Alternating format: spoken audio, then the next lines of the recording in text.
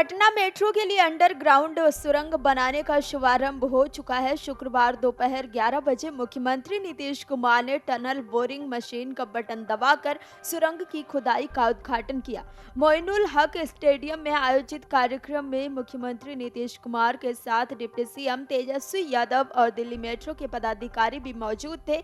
मुख्यमंत्री और उप मुख्यमंत्री ने मिलकर पटना मेट्रो के प्रतीक चिन्ह का भी अनावरण किया।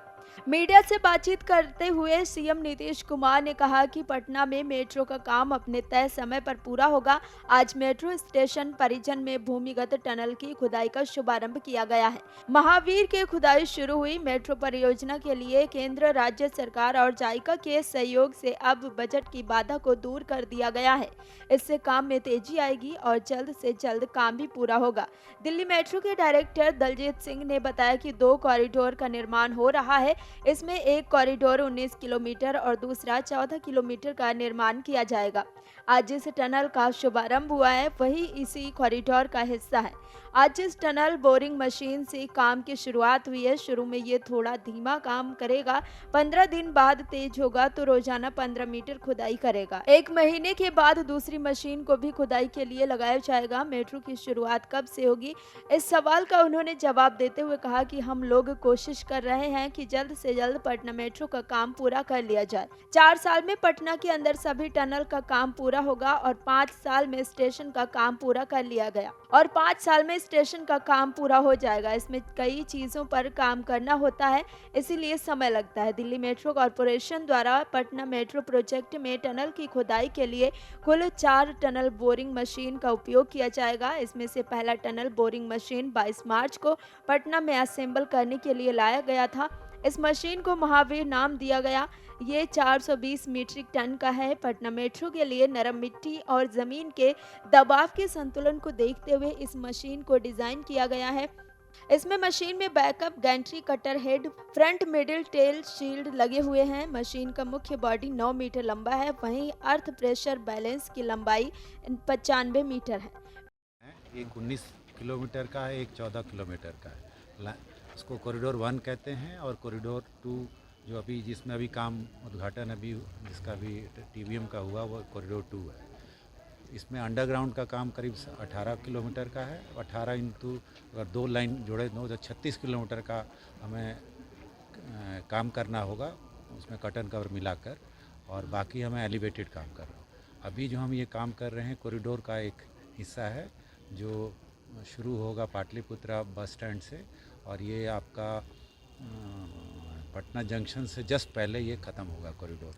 उसमें से अंडरग्राउंड का ये पार्ट है जो एलएनटी से एक्सिक्यूट कर रही है। ये राजेंद्र नगर एलिवेटेड जो मलाई पकड़ी से लेकर ये पटना जंक्शन से पहले तक ये काम करेगी। अभी जो ये काम आप देख रहे हैं जो आज सीएम जी ने उद्घाटन किया, ये टनल बोरिंग मशीन होती है। टनल बोरिंग मशीन 3 तरह का होता है, एक मिट्टी में काम करता है, एक पत्थर में काम जो रॉक कहते हैं, एक दोनों जिसमें रॉक भी होता है मिट्टी, उसको मिक्स शील्ड कहते हैं। ये पर्टिकुलर जो टीबीएम इसको ईपी भी कहते हैं, अर्थ प्रेशर बैलेंसिंग मशीन। ये अर्थ में काम करेगा क्योंकि यहाँ क्लेई सॉइल है और ये आज से इसका काम शुरू हो गया। शुरू में थोड़ा सा स्लो चलेगा ये, और जब ये करीब 15-20 दिन के बाद ये पीक पकड़ लेगा तो एवरेज 10 से 15 मीटर पर डे ये होगा। और ये यहाँ से दूरी 1 किलोमीटर और 400 मीटर तय करके ये हमारे क्या कहते हैं यूनिवर्सिटी में निकलेगा। और दूसरा 1 महीना जस्ट अंतराल में दूसरा टीबीएम जो आपके सामने पीछे खड़ा हुआ है ये भी उससे चलना शुरू होगा और ये भी 1 महीने के अंतराल में वहाँ पहुँच जाएगा।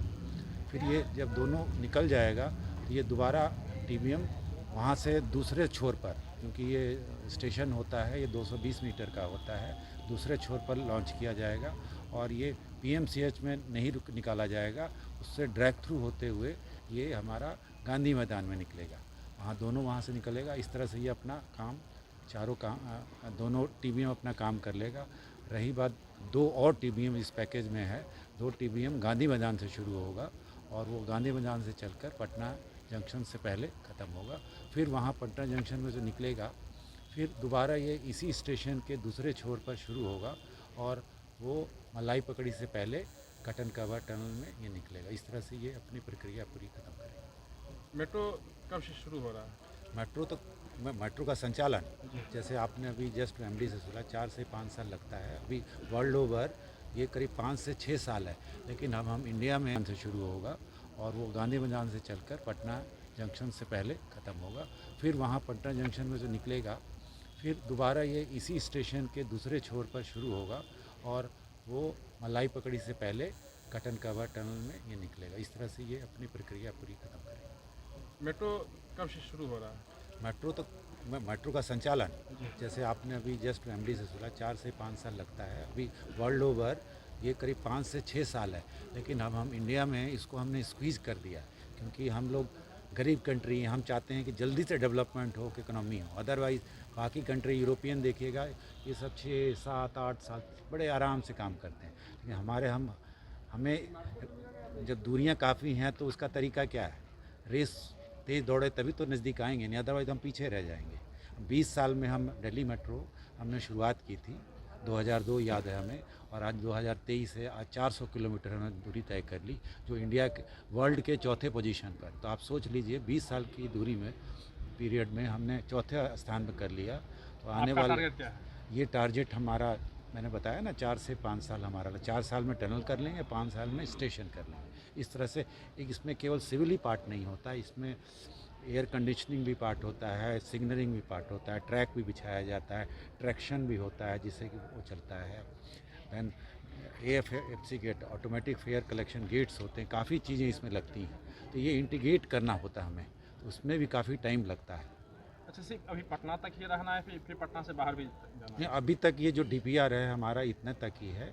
अगर आगे जोर पड़ेगा तो शायद इसको एक्सटेंशन किया जाए या कुछ नौकामा तरफ DPR या फिर उधर नहीं, ये सिटी में ही चलता है, सिटी से सिटी नहीं जाता। उसके लिए इंटरसिटी एक्सप्रेस होता है। उसके लिए अभी RRTS आपने नाम सुना हो, दिल्ली में रीजनल रेल ट्रांसपोर्ट सर्विस है, वो स्पीड 160 किलोमीटर प्रति घंटा के स्पीड से चलती है, लेकिन ये केवल इंटर सिटी के अंदर ही चलता है। और इसका काम है मास ट्रांजिट सिस्टम। इसको मास ट्रांजिट माने काफ़ी तेज़ी से निकालता है। ये पॉल्यूशन फ्री है, सेफ्टी हैजार्ड नहीं है, इसमें किसी तरह का पॉल्यूशन नहीं है और आदमी को जल्दी ले जाता है। ये बहुत बड़ी खूबी है एक तरह से देखा। अदरवाइज़ देखिए कार्बन डाइऑक्साइड एक आदमी एक कार में एक बार चलता है, कितने पॉल्यूशन कर रहा है और कितनी जगह घेर रहा है। ये तो एक ट्रेन अगर चलती है तो 2000 आदमी एक में चलता है और हर एक 5 मिनट में ये फ्रिक्वेंसी रही। Video desk amarujala.com। Amar Ujala अब आपके टीवी पर भी।